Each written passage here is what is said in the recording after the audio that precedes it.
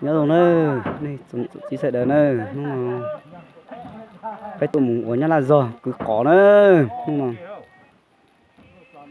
cứ hay phải tỏ bé chia cho mình một con giờ tụm nhiều bé chờ chúng ta sẽ chọn những cái khởi nhiên nè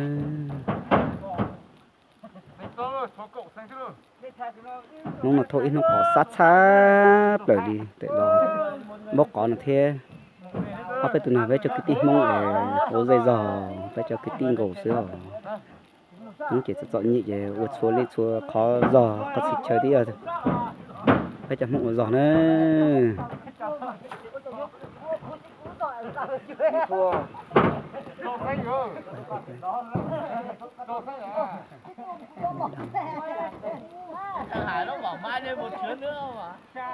con này phải to xía phải lấy thắt tết cò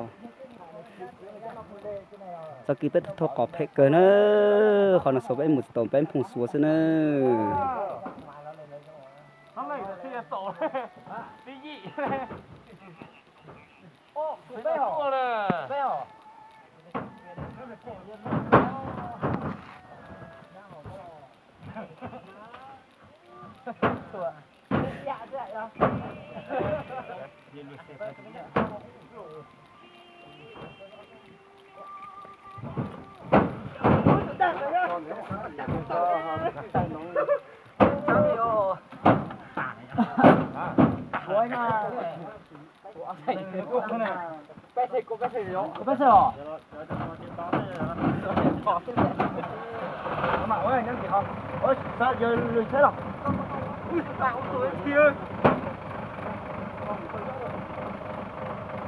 Chờ tí nhá.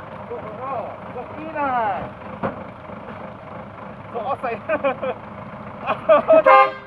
Gửi đây. Ôi. Rồi. Lại han thế. cái xe của tôi chia chia cho một con chờ nhiều bé chờ